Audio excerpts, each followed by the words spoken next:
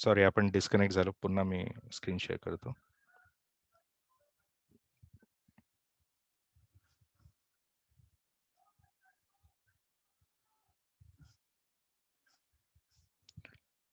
माझी स्क्रीन दिसते सगळ्यांना? येस. हा. परत मी एखादा मारुबोजू बघतोय, मला मिळते का? पण मारुबोजू काय मला अजून मिळत नाहीये. आता 13 ला आहे सर.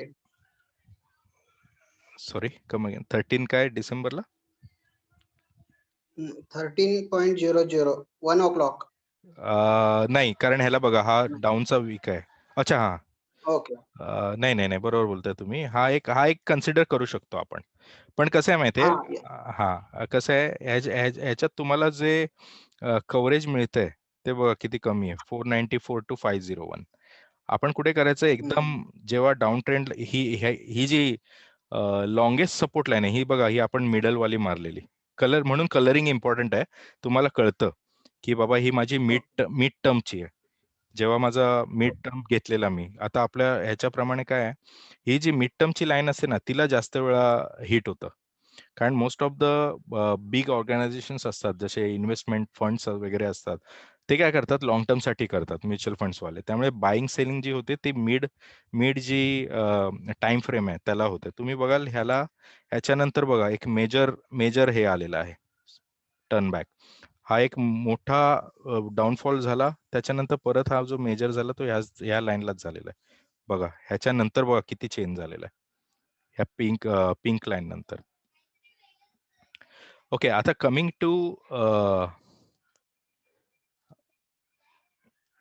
टू अजून आपण आता मनपुरम मध्ये बघूया एखादी कॅन्डल येते का तशी. काय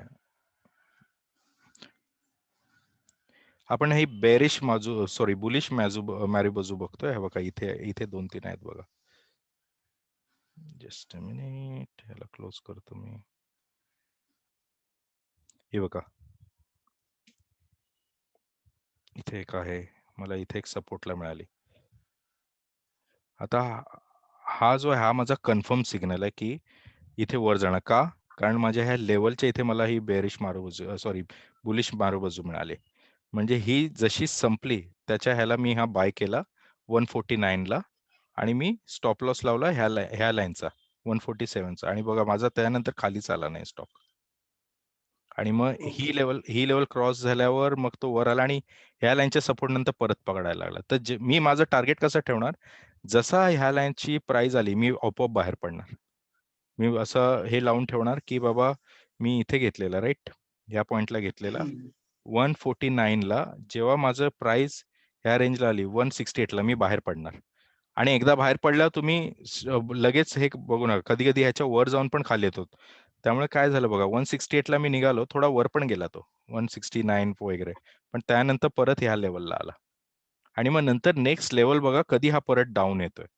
ह्याच्यामध्ये आपल्याला परत खरेदी नाही करायचं. हे बघा, परत डाऊन आला, ह्या लेवलला मी परत बाय करेन. इथे बघा, इथे ही एक मारुबाजू मिळाली मला. ही नाहीये, पण ही मिळाली एक मला. आणि ह्याच्यानंतर ह्या कॅन्डलला ह्याचा स्टॉप लॉस मी हा ठेवणार, आणि ह्याच्यानंतर ही एक कॅन्डल अजून जाऊन देईन, कारण रेड आली. जशी ग्रीन कॅन्डल आली, ग्रीन कॅन्डलच्या मी परचेस केला, परत हा केला बघा 162ला, आणि कुठे परत 168ला विकला मी. भले छोटे ट्रान्झॅक्शन असतील, भले मी 50 शेअर्स घेत असेन, 100 शेअर्स घेत असेन, माझं काय होतंय, मी डिलिव्हरी घेतोय, 2-3 दिवस ठेवतोय, मला ह्या रेंजला आलो, विकलं, मला परत 400 रुपये मिळाले, परत 600 रुपये मिळाले. आपण काय करतो माहिती आहे, हे असं घेऊन बसतो. समजा ह्या प्राइसला घेतलाय, तुम्ही इथे घेऊन बसाल, तुम्हाला माहिती पण नसेल की बाबा ह्या प्राइसला टच करून आला आणि परत तो खाली आला. आपण काय करायचं, हे मार्किंग जशी टच झाली, आपण आपलं प्रॉफिट गेन करून परत नेक्स्ट ऑपॉर्च्युनिटीची वाट बघायची. आणि नेक्स्ट ऑपॉर्च्युनिटी कधी, परत इथे येईल तेव्हा, किंवा ह्या रेंजला येईल तेव्हा. हा जो मधला टाइम फ्रेम आहे तिथे अजिबात घ्यायचं नाही. कारण तुम्ही इथे घ्याल, एकतर इथून हे अनसर्टनिटी टाईप असतो. कारण मोस्ट ऑफ द टाइम्स आपण हे स्टडी न करता घेतो. कुठेतरी न्यूज आली की ह्याला प्रॉफिट झालं, लगेच इम्पॅक्ट नाही होत त्याचा इम्पॅक्ट थोड्या वेळाने होतो. पब्लिक ट्रेडर्स अजून वेट करतात. आता लास्ट टाइम बघा आपण हे शिकलेलो, काय ट्रेड लाईन्स. आता तुम्हाला उदाहरण सांगायचं झालं तर आता ह्या बेस्टसाठी घ्या. तुम्हाला आता डिसिजन मेकिंगला कन्फ्युजन होतंय, की बाबा आता मी कुठे बाय करू? मला एक्झॅक्ट पॉइंट कुठे येईल? आता ना मी काय करेन, लास्ट टाईम जसे आपण ट्रेड लाईन्स काढलेली, तशी मी ना ही आता समजा मी इथे कुठेतरी आहे. आजचा दिवस इथे आणि मला पुढच्या कॅन्डल्स माहिती नाही. मी काय करेन, हा इथे एक ट्रेंड लाईन मारेन. ही डाउन ट्रेंड आहे, राइट? हा डाउन ट्रेंड झाला. हम्म. हा जेव्हा डाउन ट्रेंड ब्रेक होतोय, तेव्हा बघा मला मारुबुजू मिळते. सॉरी माझा माऊस नाही त्यामुळे जरा गडबड होते. हा बघा, हा जेव्हा ट्रेंड ब्रेक होतोय बघा, हे वीक आणि ऑलमोस्ट सेम आहे. हा माझा ना नेक्स्ट ह्याला बाय हे असणार, कारण माझा ट्रेंड ब्रेक झालाय, माझं सपोर्टचं पण आलंय आणि माझ्या सपोर्टच्या वर वर वर जायच्या मूडमध्ये जा, तरी पण मी थांबेन. हा जेव्हा कुठे हा बघा इथे गॅप अप ओपनिंग झाली, तर मी ही इथे रिस्क घेऊ शकतो एक. चल बाबा, जर तुम्ही रिस्क टेकिंग असाल, तुम्ही काय कराल, ह्याला इथे रिस्क घेतली, याचा स्टॉप लॉस हा ठेवला. म्हणजे स्टॉप लॉस हा ठेवल्यामुळे तुम्हाला लगेच नुकसान नाही होणार. आता ह्या पॉइंटला आल्यावर तुमचं अप गेलं, परत डाऊन आलं, पण तुम्ही काय म्हणताय, नाही माझा हा सपोर्ट लेवलला अजून खेळतोय स्टॉक, जाईल तोवर. ही कॅन्डल आल्यावर पण थोडं डाऊन झालं, पण तुमचा स्टॉप लॉस मारुबाजूचा लो आहे, त्यामुळे तुम्ही अजून हिट नाही झाला. आणि ह्याच्यानंतर तो बघा कुठे गेला. कुठे गेला तो? तुमची जी ही परत 168 ची रेंज होती, त्या रेंजला हिट करून परत खाली आला. म्हणजे जसा 168 आला, तर तुम्ही खाली यायचं. म्हणजे हे काय दर्शवतं, की भरपूर ट्रेडर्स ही मार्किंग करून ठेवतात आणि हे आता कम्प्युटराइज ट्रेडिंग होतं, अल्गो ट्रेडिंग म्हणतात त्याला, ह्युमन नाही करत. त्यामुळे तुम्ही म्हणाल, अरे बरोबर ह्या रेंजला आल्यावर सगळ्यांना कसं कळतं? तर जे बिगर ऑर्गनायझेशन आहे त्यांच्याकडे प्रोग्राम असतात, त्यांनी ह्या रेंज लिहिलेल्या असतात, की बाबा 162 ला गेला, सेल कर सरळ. त्यामुळे बघा तुम्ही ह्या रेंजलाच 168 च्या रेंजला मेजॉरिटी ऑफ सेल झालेला आहे. व्हॉल्यूम दाखवतो परत. बघा ह्या रेंजला किती सेल झालाय बघा, आणि मग त्यानंतर स्टॉक खाली झाले. ही ना एक रेंज बनते. आपण नंतर ना रेंज पण शिकू, रेंज काय असतं. रेक्टँगल ड्रॉ करायचं, कुठे गेलं असं. सॉरी, मी नंतर दाखवेन तुम्हाला. हा जो असतो ना, हा बाय झोन आणि सेल झोन असतो. तर ही सेल झोन मध्ये गेली प्राइस, आणि सेल झोन मध्ये प्राइस गेल्यावर हा खाली आला इथे. आणि हे इथे ना, हे आपल्याला फसवणारे असतात भरपूर.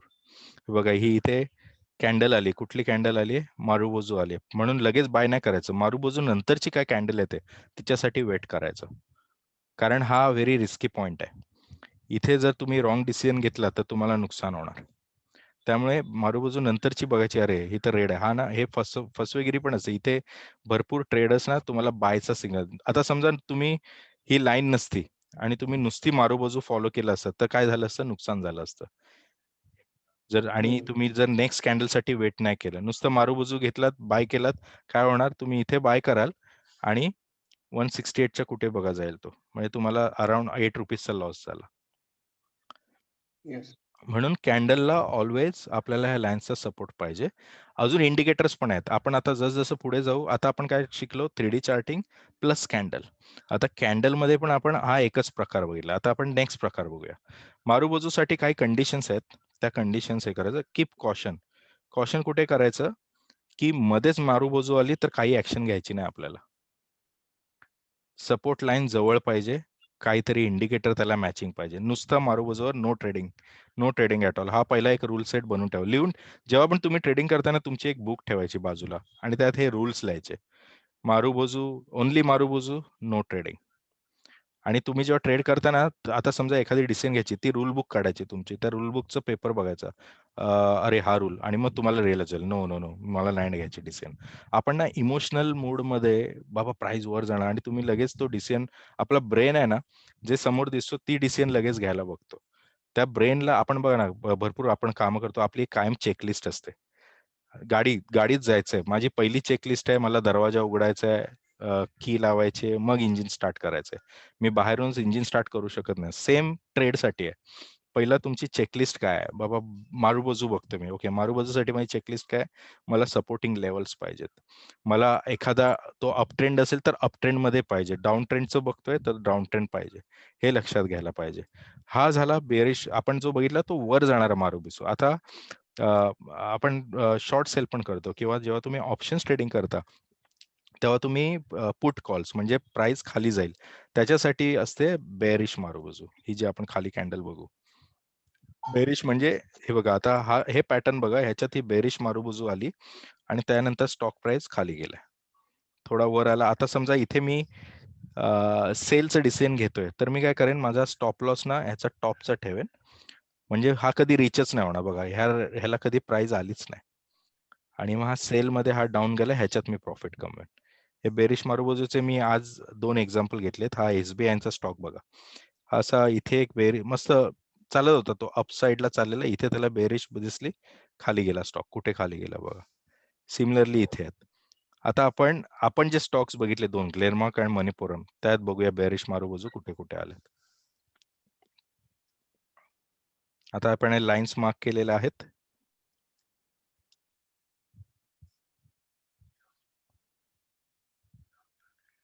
हा बघा, हा एक जवळपास बेरिश मारुबोजू आलेला आहे. बेरिश मारुबोजू नंतर इमिजिएटली रिॲक्ट नाही व्हायचं. मी काय करणार, समजा मी जसं ट्रेडिंग करतो, माझं जेव्हा मी ट्रेडिंग करतो, मी काय करतो, आता समजा बेरिश मारुबोजू अजून एखादी बघूया. तुम्हाला एक्झाम्पल द्यायला मला इझी पडेल. ओके, समजा हा घेऊया. ह्याचं बघा विक्स जवळपास सेम आहे. 2 गोष्टी लक्षात ठेवा. बेरिश मारुबोजू कॅन्डल घेताना एकतर विक्स असतील नसतील किंवा असले तरी त्याची ही बॉडी मोठी पाहिजे आणि विक्स ना सेम पाहिजे दोन्ही साईडला. म्हणजे त्या लेवलला ते जाऊन आलंय. अशा वेळेला मी काय करेन, आता समजा मला इथे डिसिजन मेकिंग घ्यायची आहे, तर मी काय करेन, इथे ना एक लाईन मारेन, ही अशी एक लाईन ड्रॉ करेन. मला डिसिजन घ्यायची. आता समजा हा जो पॉइंट आहे, ह्याला मी एक लाईन ड्रॉ केली. मी काय ठरवणार, ह्याची प्राइस, ओपन प्राइस नेक्स्ट कॅन्डलची जेव्हा ह्याच्या खाली जाईल, तेव्हा मी बाय करणार, सेल करणार आणि हा स्टॉप लॉस ठेवणार. आता बघा काय झालं असतं, समजा ही बेरिश मारुबोजू मी पकडली असते आणि इथे सेल केला असता. नेक्स्ट डेला बघा काय झालंय, कुठपर्यंत गेलाय बघा तो. हे आपल्याला ह्याला ट्रॅप म्हणतात, ट्रॅप. हे जे फ्रेश ट्रेडर्स असतात त्यांना हा ट्रॅप असतो. काय झालं, तुम्ही इथे हे लावलात, तुम्ही इथे स्टॉप लॉस लावलात. आता स्टॉप लॉस म्हणजे प्रत्येकाचे समजा ₹2-3 तरी असतील. असे किती लाखो ट्रेडर्सचा जर स्टॉप लॉस त्यांना मिळाला, म्हणजे काय, त्यांनी बाय केलेलं असतं. त्यामुळे इथे तुम्ही बघाल हा टॉपला गेलेला आणि इथे तुम्ही नॉर्मल ट्रेडर फसतो. त्यामुळे काय करायचं, मी हा जो पॉइंट होता ह्याचा जो बेरिश मारुबोरूचा लो होता, तो पॉइंट केला आणि मी कधी डिसिजन घेणार, जेव्हा हा ह्याच्या खाली जाईल तेव्हाच. म्हणजे जेव्हा मला ही कॅन्डल मिळाली, इथे मी बाय घेतला आणि मी इथे स्टॉप लॉस लावलाय ह्या कॅन्डलचा. आता काय झालं, इथे मी सेल घेतला. ह्या रेंजला येऊन माझी प्राइस बघा ह्या रेंजपर्यंत आलेली एक. म्हणजे मला एवढा हे प्रॉफिट मिळालं आणि ह्याच्यानंतर मला काही सिग्नल्स मिळाले आणि मला कळलं, हा बघा इथे एक मोठी बायची कॅन्डल आहे. इथे मी माझा शॉर्ट सेलिंग जे असतं ते एक्झिट मारेन. आणि नेक्स्ट टाइम तुम्ही बघाल ह्याच मारुबोजूवर बघा सपोर्टवर काय झालंय. ह्याच्यानंतर परत इथपर्यंत हा गेला, परत ह्याच्यानंतर त्याने आणि मोठा फॉल झाला. हा बघा किती फॉल झाला, आपल्या ह्या रेंज पर्यंत गेला. सिमिलरली जसं बाईंगला आपण लाईन्स बघतो, तशी सेलिंगला पण ही लाईन व्हेरी व्हेरी इम्पॉर्टंट. अजून एखादं उदाहरण बघूया बेरिश मारुबोजूचं.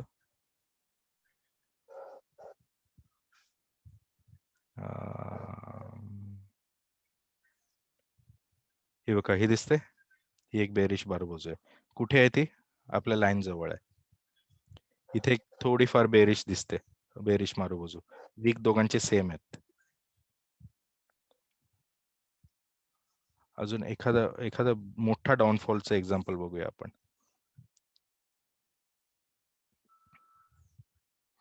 ह्या रेंजला आला. आता काय करायचं माहितीये, असे जेव्हा ह्या रेंजच्या जवळ स्टॉक प्राइस जाते ना, सॉरी हे हल्लं माझं, स्टॉक प्राइस जाते ना, तेव्हा त्या शेअरवर डोळा ठेवायचा 2-3 दिवस. तेव्हा मग तुम्हाला ना सिग्नल मिळणार त्याचा, की बाबा आता आता कसं आहे माहिती आहे, समजा हा शेअर इथे आला. आपण आता ना ह्या शेअरला पेपरवर लिहून ठेवायचं आता मनःपूर्वक, चल मला वॉच करायचा आहे. हा 3-4 दिवस मी वॉच करणार. काय झालं बाबा? चला परत वर गेला. आता ह्या पॉइंटपासून ह्याला खालीच यायचंय. जर हा ह्या पॉइंट नंतर इथे आला ना, म्हणजे ह्याला खालीच यायचंय. बघा ऑब्झर्व्ह करत राहायचं आणि ह्याच्यानंतर हे डबल टॉप पॅटर्न म्हणतात. हे आपण शिकू. जेव्हा हे डबल टॉप पॅटर्न येतं त्यानंतर हा खालीच जातो शेअर. आणि जेव्हा त्या रेझिस्टन्स लेव्हलवर डबल टॉप येतो, हा खालीच आला बघा. ह्याच्यानंतर ही बघा इथे एक मारुबाजू कॅन्डल मिळाली, बेरिश मारुबाजू. म्हणजे सेल सिग्नलची मारुबाजू मिळाली मला. ही बघा. ही दिसली? मी काय करणार, ह्याची परत एक मी लाईन मारेन. हा जसा संपला, जर ह्याचा क्लोज म्हणजे प्राइस ह्याच्या खाली गेली, लगेच मी सेलचा कॉल घेणार. आणि माझा स्टॉप लॉस काय असेल? कोण सांगेल मला? स्टॉप लॉस काय येईल? जेव्हा मी सेल कॉल घेईन तेव्हा? स्टॉप लॉस माझा हा टॉप येईल, ह्या मारुबाजूचा. म्हणजे मी इथे सेल केला आणि एक लेव्हल बघा, आता ह्या लेव्हलला प्राइस जरा ही झाली. म्हणजे कन्फ्युजन आलं ट्रेडर्समध्ये आणि तरी पण अजून तो खाली गेला. अजून सेकंड लेव्हलला गेला आणि ह्या लेव्हलला जरा कन्सोलिडेट होऊन अजून खाली गेला. म्हणजे बघा, मी इथे जर समजा पुट कॉल घेतला असता, तर मला किती प्रॉफिट झालं असतं ह्या स्टॉकमध्ये. ही लाईन बघा, किती कुठून कुठे गेलं बघा. आता समजा तुम्हाला जर बघायचंच आहे काय काय एक्झॅक्टली हे झालं ह्याचं, याच्यापासून जर मी इथे जर मी कुठे गेली ती कॉन्डेल, हा इथे जर मी सेल केला असता, मला किती प्रॉफिट झालं असतं बघा. 15 to 20 rupees difference आहे. एक्झॅक्टली. आणि हा बघा, हा आता आपण ना ह्याला 1 डे करूया, सॉरी 5 मिनिट्स करूया, म्हणजे आपल्याला ना कळेल. म्हणजे हा जर समजा मी त्या दिवशी जर डिसेंड घेतला असता सेलचा, मला किती प्रॉफिट झालं असतं. सॉरी, तो पॉइंटच गायब झाला. 22 डिसेंबर होतं का? हा, हे बघा, त्या दिवशी जर मी हा सेल केला असता, त्या म्हणजे तुम्हाला काय जो जास्त ड्युरेशन असते ना, त्याने तुम्हाला ॲक्युरेसी मिळते. जास्त ड्युरेशनचं आलं की लगेच तुम्ही कॉल घेतलात, मग तुम्ही छोट्या ह्याच्यावर येऊन डिसिजन मेकिंग करू शकता. हे बघा, ह्याच्यानंतर मला किती प्रॉफिट झालं. जर हा म्हणजे 22 तारखेला, सॉरी हे 21 तारखेचं होतं, 21 डिसेंबरचं. 21 डिसेंबरला जर मी समजा हे 1000 क्वांटिटी जर सेल केले असते ह्याचे स्टॉक्सचे, आणि समजा ह्या रेंजला आला असता, तर मला नक्कीच 1000 क्वांटिटीमध्ये 5,500 ते 6,000चं प्रॉफिट झालं असतं मनःपूर्वक फायनान्सला एका दिवसात. म्हणून हे जे सिग्नल्स आहेत, these are very very important. आता मी परत 15 मिनिट्सवर येतो. सर पण सेम डेला जर बायरच नसेल तर मग त्यावेळेस काय होतं, नेक्स्ट डेला स्विच होतं का? नाही, तुम्ही बघा, इंट्राडे ट्रेडिंग जे असतं ना, ते सेशन बेस्ड असतं. म्हणजे तुमचा 2:15ला सेशन संपला, तुमची जी ऑर्डर आहे ती आपोआप एक्झिक्यूट होणार. जी पण करंट प्राइस आहे त्याच्यावर होऊन जाणार. इंट्राडेला बायर आणि सेलरची काय कन्सेप्ट नाही. तुमचा सेशन संपला, आपोआप ते स्क्वेअर ऑफ होऊन जाणार. इंट्राडेचे मी काही व्हिडिओ देतो, म्हणजे इंट्राडे ऍक्च्युली काय आहे ठीक. ते तुम्ही जाणून घ्या आधी. ते व्हिडिओज बघितलं तर तुम्हाला कळेल. आपला मेन उद्देश आहे हे समजून घ्यायचं, की चार्ट पॅटर्न मी कसे वापरणार इंट्राडे साठी वगैरे.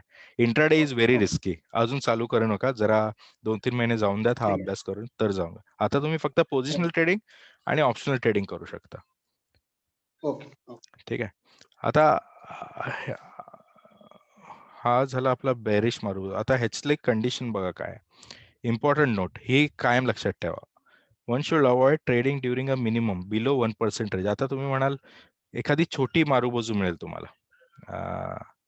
मी परत 1 वर येतो. एकदम छोटी मारूबाजू येईल. छोट्या कॅन्डल जे प्राइस डिफरन्स असा 1% असेल, तिच्यावर आपल्याला ट्रेडिंग करायची नाहीये. म्हणजे आता समजा अशी एखादी छोटी मारूबाजू मिळाली, no, that is not for the decision making. म्हणजे बघा ना, किती प्राइस असेल, 1% म्हणजे किती झाली त्या शेअर्सची. समजा चार पॉईंट्सची एखादी कॅन्डल असेल. आता ह्या केसमध्ये 1% म्हणजे ऑलमोस्ट 4.9 म्हणजे 5 आला. त्याच्यापेक्षा जर खाली असेल, 5च्या खाली, म्हणजे हा जो प्राइस डिफरन्स असतो ना, तो जर 5च्या खाली असेल, ही ही ही मारूबाजू नाही, ही ट्रेडिंगसाठी योग्य नाही. ही पण दिसते मारूबाजू, ही ट्रेडिंगसाठी योग्य नाही. बघा ना, ह्याच्यानंतर काय झालंय, थोडा वर गेला परत डाऊन आलाय. ओके. दुसरी गोष्ट एकदम लांब, म्हणजे अजून एक रूल आहे त्याचा, लॉंग कॅन्डल अबाव 10%, म्हणजे आता एखादी 49 पॉईंट्सची सॉरी 49 पॉईंट्सची कॅन्डल असेल सर्वात उंच, तिच्यावर पण ती पण ट्रेडिंगसाठी उपयोगात आणायची नाही. कारण काय होतं, तुम्हाला एक बेस्ट एक्झाम्पल देतो मी. एखाद्या मोठ्या कॅन्डल नंतर तुमचा हा डाऊनफॉल येतो. आता तुम्ही काय होणार, ही बघा ही जरा बेरिश टाईप बुलिश टाईपच आहे. ह्या मोठ्या कॅन्डल नंतर काही कसं आलंय बघा, शेअर वर गेलाय आणि नंतर हा डाऊन झालाय. बघा कसा डाऊन गेलाय बघा. म्हणजे शेवटी तुम्ही जर ह्याच्यानंतर जर समजा इथे बाय केलं असतं तर तुम्हाला लॉस झाला असता. म्हणून ह्या ज्या लांबच्या कॅन्डल्स आहेत त्या विचारात घ्यायच्या नाही. जेव्हा आता हिचं बघितलं तर आपण बघा किती आहे, 27.55 ह्या स्टॉकसाठी. ही ह्या सर्वातली लॉंगेस्ट कॅन्डल आहे. This is not good for trading, हे लक्षात घ्या. हा प्राईम रूल आहे. हे मी नोट्स देईनच, पण तुमचं जे नोटबुक बनवाल त्यात हे लिहून ठेवायचं. अवॉइड ट्रेडिंग फॉर, हे स्पेसिफिकली मारुबोजू कॅन्डलसाठी आहे आणि बाकीच्या कॅन्डलला पण लागू होतो. एकदम लहान आणि एकदम मोठी कॅन्डल आल्यावर लगेच रिॲक्ट नाही करायचं. You need to wait and watch. हे बघा इथे जर तुम्ही हा, आता फॉर एक्झाम्पल अजून एक उदाहरण बघू आपण, लॉंग कॅन्डलचं, सॉरी 1 आवर, ग्लेनमार्कला बघूया आपण. 1 आवरचं, अच्छा ग्लेनमार्कचंच बघितलेलं आता. हे बघा लॉंग कॅन्डलचे, ही तरी ठीक आहे कारण ह्याच्यानंतर तुम्हाला सपोर्टिंग कॅन्डल मिळाली. पण भरपूर ठिकाणी असं होणार की लॉंग कॅन्डल्स नंतर लगेच रिव्हर्सल येतं प्राइसमध्ये. काय होतं, एकदम स्टॉकची प्राइस वर जाते आणि मग सेलर्स ऍक्टिव्ह होतात. ह्या तरी रेंजमध्ये आहेत, ही पण रेंजमध्ये आहे. पण बघा ह्याच्यानंतर पण स्टॉकची प्राइस लगेच खाली आली. कुठे गेली ती कॅन्डल, हे बघा. ह्याच्यानंतर वेट करायचं आपण, हे वेट केलं बघा, थोडं खाली गेलं आणि मग नंतर हा पॉइंट ब्रेक झाल्यावर मग परचेस केलाय आपण ह्या रेड पॉइंट नंतर. ही एक ठीक आहे, ही विद इन रेंज आहे, ही पण जास्त मोठी नाहीये. एकदम मोठ्या ज्या असतात त्या अवॉइड करायच्या. मी एक काम करतो, आज आपण इथेच थांबूया आणि हा हे रूल्स बघूया.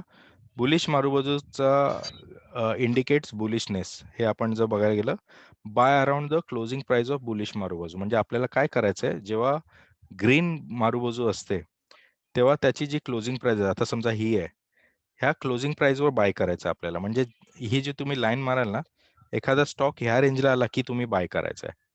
आणि स्टॉप लॉस काय ठेवायचा, तो रूल काय सांगतो, स्टॉप लॉस काय ठेवायचा, लो ऑफ मारुबाजू. म्हणजे ह्याचा स्टॉप लॉस जो आहे तो हा लो असणार, ही लाईन, हा पॉइंट. म्हणजे समजा तुम्ही इथे बाय केलात ह्या पॉइंटला, तुम्ही स्टॉप लॉस हा ठेवल्यामुळे तुमचा स्टॉप लॉस ट्रिगर नाही होणार. म्हणजे तुम्ही जर वर जाते तर ते तुम्हाला ते प्राइसचं व्हॅल्यू मिळणार. भले इथे डाऊन आला पण तुमचा स्टॉप लॉस कुठे इकडे आहे ना, त्यामुळे हिट नाही झाला आणि परत तो वर गेला. आणि आपण आता अभ्यास केलोय, आपण काय म्हटलंय, ह्या पॉइंटला आला, चला मी बाबा माझं याच्यातून बाहेर पडतो. आणि तुम्ही 147 ला कुठे बाय करणार तुम्ही, 130 ला आणि 147 ला बाहेर पडलात तुम्ही. 17 पॉइंट्स ठीक झाले. जर मी 1000 शेअर घेतले तर 17,000 मला प्रॉफिट झालं. ठीक आहे, 17,000 प्रॉफिट. जर मी 500 घेतले तर 8,000 प्रॉफिट झालं.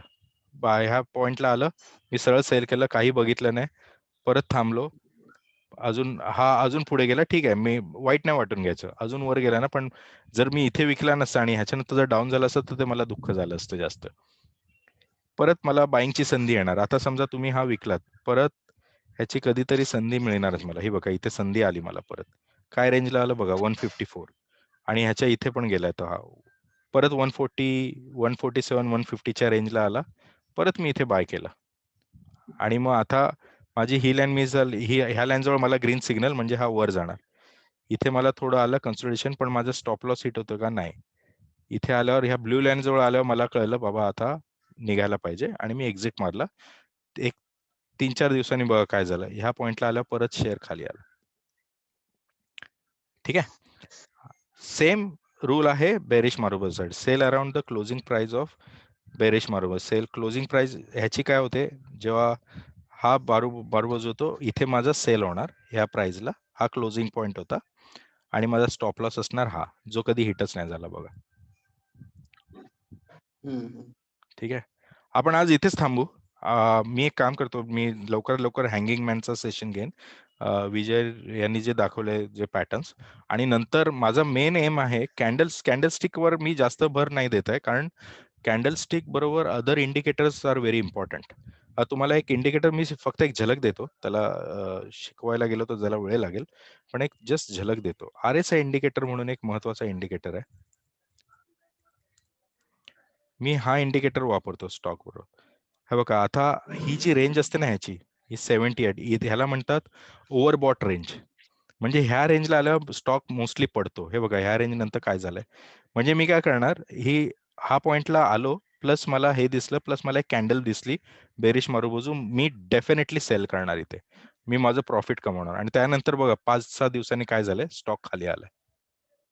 आणि मी जेव्हा बाय करणार तेव्हा मी काय करणार, ही याची बाईंगचा झोन असतो. हा बघा, हा मला बाईंग झोन मिळाला RSIचा बाईंग झोन, प्लस मला कॅन्डल सपोर्टिंग मिळत आहे, मी इथे बाय केला आणि त्यानंतर बघा कुठे गेला. त्यामुळे नुसतं इंडिकेटर्स, नुसतं कॅन्डल्स आर नॉट इम्पॉर्टंट, नुसतं indicators are also not important, there is a combination. ह्या पॉइंटला बघा, आपण ब्ल्यू पॉइंटला आलो, हा कुठे होता बघा, टॉपला होता 70ला. ह्या पॉइंटला आल्यावर मी ठरवलं, बाबा मला ग्रिडी नाही म्हणायचं जास्त, भले 12 रुपये मिळत आहेत पर शेअर मागे, हा बघा इथे जर बाय केला असता किती झाले असते, 466, आणि हा गेलाय 514, 40 आणि प्लस 60 रुपये. 60 रुपये जर मी 500 केले तर मला 30,000 रुपये झाले, पुरे झाले मला 15 दिवसात. आणि मी हा जो पॉइंट आला इथे, माझा ओव्हरबॉट रेंज आली, इथून शेअर पडणारच आहे. तुम्हाला 4-5 दिवस वाटेल, अरे यार उगाच विकला, हा वर गेला अजून, पण 5-6 दिवसांनी दिसेल हा परत खाली आलेला असेल, आणि यू विल फील सॅटिस्फाईड, मी राईट पॉइंटला एक्झिट मारला म्हणून. तर हे जे इंडिकेटर्स आहेत ते आपल्याला अजून शिकायचे आहेत. कॅन्डल्स आहेत ना, कॅन्डल्स एक तुम्हाला म्हणजे आता समजा तुम्ही कुठे चाललात गाडी घेऊन, तुम्हाला हे माइलस्टोन्स असतात, चला आपल्याला पुण्याला जायचं, तर पुण्याला जायला एक हे माइलस्टोन असतो.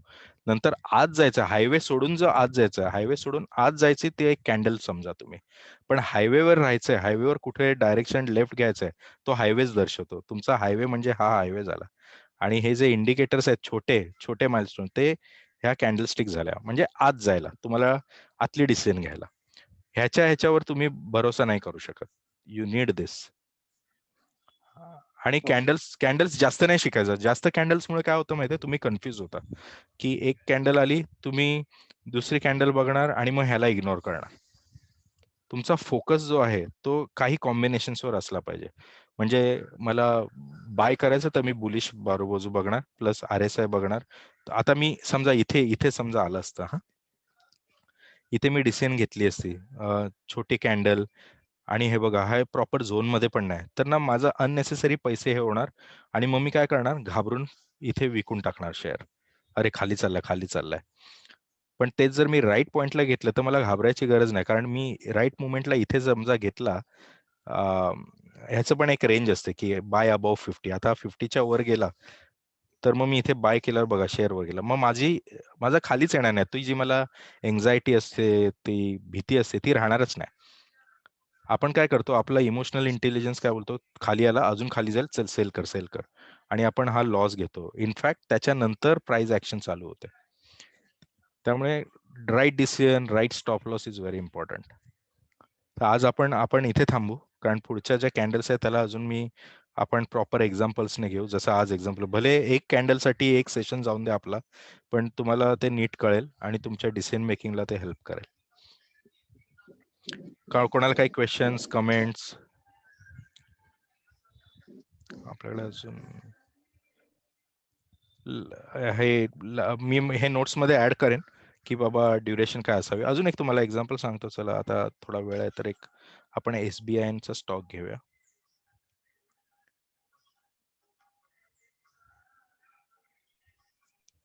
SBI घेतो मी.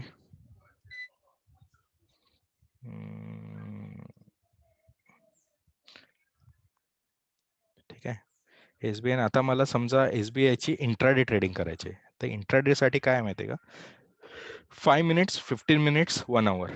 आता मी 1 आवर वर घेतलं. प्रत्येकासाठी टाइम ड्युरेशन वेगळी आहे पर्पज प्रमाणे.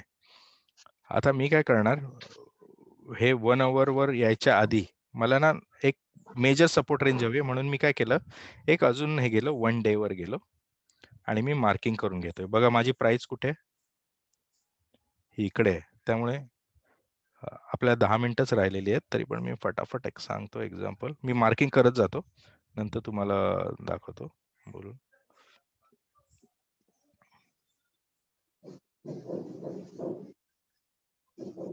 ह्या मार्क्स हा इथे बघा भरपूर वेळा शेअर हे झालेला आहे.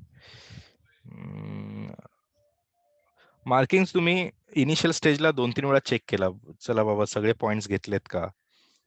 ठीक आहे, आता हे झालं डे. नंतर मी आलो अवरवर. अवरवर आलो, हे बघा हे पॉइंट्स मिळतात मला. मी इथे ह्या रेंजला बघून जवळपास जे जे पॉइंट्स आहेत ते सगळे घेतोय मी. आता ही झाली माझी मिड रेंज.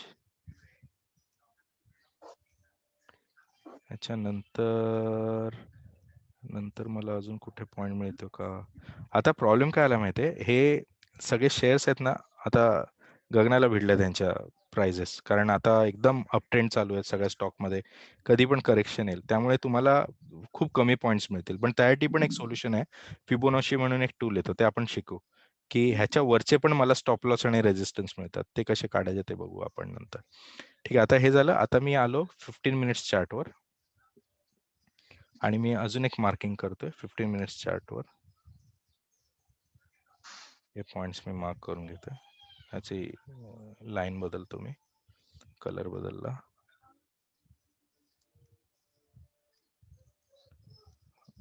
का इथे मला पॉइंट नाही मिळत, कारण शेअर्स खूप वर गेलेला आहे ऑलरेडी, त्यामुळे खूप कमी पॉइंट्स मिळतात मला.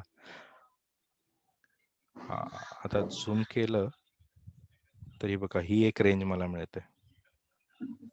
ह्या सगळ्या रेंज मी मार्क केल्या. आणि आता अज्युम करा की आपण 6 तारखेला आहोत आणि मी 5 मिनिटाचे चार्ट चालू केले. 6 तारखेला सकाळी मी ट्रेडिंग चालू केलं. पहिलंच मी काय बघितलं, हे माझे मार्क्स आहेत, हे बघा ह्या मार्क्सच्या जवळ बघा, ह्याच्या वर गेला. ही एक मार्किंग मी करायला विसरलो, सॉरी. ही करेन स्टॉक. मी काय करेन, आता मी काहीच ऍक्शन नाही घेणार, कारण स्टॉक ह्या रेंजमध्ये, इथे रेंजमध्ये कधी ट्रेडिंग नाही करायची. आता इथे आल्यावर मला बघा काय दिसली, मला ही, अरे सॉरी कुठे गेलं, काय दिसली ही, बेरिश मारुबोजू. बघितलं, 5 मिनिटच्या रेंजला छोटी कॅन्डल चालते, पण लॉंग टर्म साठी मोठी कॅन्डल नाही घ्यायची. आणि मी इथे काय केलं, पहिली एक लाईन मारणार. ही जेव्हा झाली तशी मी एक पहिली लाईन मारली हिला, आणि मी इथे सेलचा डिसिजन घेतला विथ स्टॉप लॉस ऑफ 291, आणि मी 290 ला सेल केला, शॉर्ट सेल. आता शॉर्ट सेल केल्यावर, शॉर्ट सेल करताना मी हे रेंज बघितली, बघा ही दिसते, ही टॉपला आहे, 64 आहे. म्हणजे हा जो माझा, ह्या मला डाऊन साईडचा सिग्नल देतोय, म्हणजे शेअर हा खाली जाईल. आणि बघा ह्याच्यानंतर थोडा ह्या रेंजला आल्यावर थोडा कन्सोलिडेशन झाला, पण माझी स्टॉप लॉसची रेंज काय इकडे आहे, ह्या रेंजला अजून खाली गेला. एक दिवसात बघा तो किती पॉइंटने खाली गेला, कुठे आला बघा, 285 ला, साधारणपणे 2:15 वाजता. आणि हा मी डिसिजन घेतलाय सकाळी 10 वाजता. 290 चा 285, आता म्हणजे 5 पॉईंटचा. आपण तुम्हाला एक दाखवतो, ब्रोकरेज सकट मला काय फायदा होईल ते सांगतो मी. आता हा काय होता, इंट्राडे होता, आपण घेतलेला 290 होतं ना, काय होतं बरोबर आहे, आपण सेल कितीला केलेला, 290 ला. आणि आपण आपलं ट्रान्झॅक्शन एक्झिट कधी मारलं, जेव्हा ह्या रेंजला आला, कारण ही रेंज आल्यावर मला इथे बघा काय मिळतो, हा सिग्नल बुलिश मारुबोजू. मग मी समजलं आता, आणि माझा डे पण एंड होत आलाय. मी 285.89 ला एक्झिट मारला, 285.89, 285.89. आणि समजा मी 1000 शेअर्स ट्रेड केले, काय होणार बघा, माझं विथ ब्रोकरेज हे आता मायनस मध्ये दाखवेल कारण आपण सेल केलंय म्हणून. ऍक्च्युली हे माझं 4260 प्रॉफिट झालं. 1000 शेअर माझे किती माझं मार्जिन सकट समजा किती ह्याला मार्जिन गेलं असं माझे पैसे किती ब्लॉक झाले असते, साधारणपणे 40 ते 45,000 ब्लॉक झाले असते काही वेळासाठी, आणि मग नंतर मी सेल केलं, माझे पैसे आले प्लस मला हे प्रॉफिट आलं. हे सगळं तुमचं टॅक्स वगैरे जाऊ नये. काय फक्त मी केलं, मी ह्या मार्किंग केलेली बेरिश मारूबाजू बघितला, सेल कॉल घेतला, आणि समजा स्टॉप लॉस झाला असता, स्टॉप लॉस म्हणजे माझा शेअर वर गेला असता आणि मला स्टॉप लॉस ट्रिगर झाला असता, मला किती नुकसान झालं असतं ते पण बघू आपण. समजा हा 291 झाला असता, सेलमध्ये प्लस म्हणजे हे झालं मला किती 847 रुपयाचा लॉस झाला असता. म्हणजे माझा रिस्क टू रिवॉर्ड रेशिओ बघा, म्हणजे माझी रिस्क होती 900 रुपये पण मला प्रॉफिट किती झालं त्याच्यावर 4000. हा 4000 प्लस मला प्रॉफिट झाला. हा माझा झाला एक कॉल. ठीक आहे. नंतर मी नेक्स्ट डे, आता हे जवळच होतं म्हणून नेक्स्ट डे परत माझे असे कॉल्स बघा.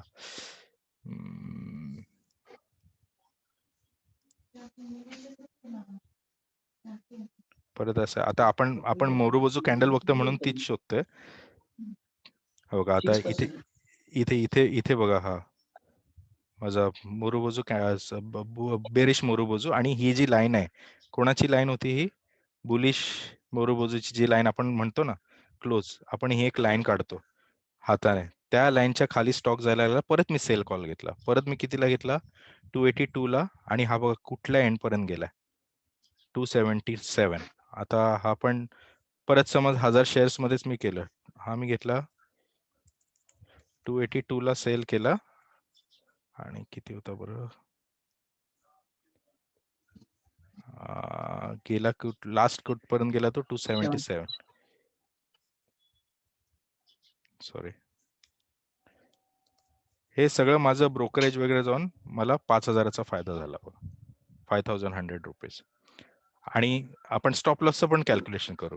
जर समजा मी स्टॉप लॉस ह्याचा टॉप लिहिला असता, कारण ह्याच्या आधीचे कॅन्डलचा टॉप म्हणजे 283, इन केस तुमचं ऑलवेज प्रेडिक्ट नाही होत, सक्सेस नाही होत, कधीतरी लॉस पण होतं, पण हा लॉस माझा कव्हर झाला असता 850, पुढच्या दुसऱ्या कुठल्या ट्रान्झॅक्शन मध्ये माझा लॉस कव्हर झाला असता. म्हणजे रिस्क टू रिवॉर्ड बघा 6 पट माझा रिस्क टू रिवॉर्ड रेशिओ आहे, 1:6. म्हणजे जर 900 रुपये होते तर साधारणपणे त्या 6 पट मला प्रॉफिट मिळतं. पण ही डिसिजन मेकिंगला कधी पण लक्षात ठेवा, स्टॉप लॉस हा हवा, आणि मार्केटमध्ये नुकसान हे होतच. मी कितीही प्रॅक्टिस करत असलो, कधी कधी म्हणजे 15,000 16,000 होतात, पण तुमचं ते नेक्स्ट ट्रान्झॅक्शन मध्ये कव्हर होतात लॉस जो काही आहे तो. तुम्हाला फक्त हे चार्ट्स रीड करता आले पाहिजे. आता हा जो होता कॅन्डल, तो काय जो काय बरं बुलिश बाजू, ही डिसिजन घ्यायची राईट पॉइंट नव्हता, कारण ह्याच्यानंतर कुठली आलेली कॅन्डल रेड. आपण काय बोलतो, बुलिश मारूबाजूनंतर ग्रीन कॅन्डल असेल तर पुढे जा, रेड कॅन्डल नंतर बघा काय झालं, पडलाच तो. बेरिश बुलिश नंतर आपण वेट करायचं, एक कॅन्डल काय होतंय बाबा पुढे, आणि त्याप्रमाणे डिसिजन घ्यायचा. जर मी ह्या बुलिश कॅन्डलवर मी बाय केला असता तर मला लॉस झाला असता. ही रेंज इम्पॉर्टंट आहे, ह्याला बाईंग झोन सेलिंग झोन म्हणतात. आपण ते शिकू की ह्याच्यात आणि मोठे मोठे हे असतात इन्व्हेस्टर किंवा इंडस्ट्रियलिस्ट, ते ह्याच्यातच शेअरिंग करतात, ह्या झोन मध्येच ट्रेडिंग करतात, आणि आपण ह्याच्या नंतर स्टार्ट करतो. आपण तरी आता हे शिकतो त्यामुळे हे करू, नंतर आपण एक बाईंग आणि सेलिंग झोन मध्ये आलो, अजून आपण पुढे अग्रेसिव्ह ट्रेडिंग करू शकतो. Any questions? 5 मिनिटच राहिलेत. फीडबॅक काय? सर, RSI इंडिकेटरला एक्स ऍक्सिस कसला आहे तो? मी त्याचं डिटेल देतो, माझ्याकडे ना ते लेखी आता सध्या आठवत नाही मला, पण RSIचं कॅल्क्युलेशन आहे, मोठा फॉर्म्युला आहे त्याचा. पण त्याची ऍक्च्युली ना आपल्याला तो फॉर्म्युला अंडरस्टँड करायची गरज नाही, आपल्याला झोन इम्पॉर्टंट आहेत, ओव्हरबॉट झोन आणि ओव्हरसेल झोन. कारण असे भरपूर आहेत, MACD इंडिकेटर आहे, MACD इंडिकेटरचा वेगळा फॉर्म्युला आहे, आणि आपल्याला पहिलं फॉर्म्युला का लागायचे, पहिलं एक्सेल मध्ये करायची लोक फॉर्म्युला टाकून. आता आपल्याला टूल सगळं रेडीमेड देतं, त्यामुळे you don't need to focus on how it is generated. ह्याच्यात मी तुम्हाला एक डायव्हर्जन्स टेक्निक पण शिकवेन. डायव्हर्जन्स म्हणजे तुम्हाला आधीच कळतं की स्टॉक पडणार आहे. आता हा जो आहे ना, हा स्टॉक ह्या पॉइंटला मी सांगू शकतो स्टॉक पडणार आहे पुढे. कसं माहितीये, ही तुमची लाईन दिसते, ही कसं खालून वर गेलंय आणि RSI काय हा सांगते हा मला, समांतर आहे. RSI मध्ये काही इम्पॅक्ट नाही दिसत आहे. RSI मला डाऊन लाईन दाखवते, म्हणजे मी इथे डिसिजन घेणार की बाबा हा डाऊन जाऊ शकतो आणि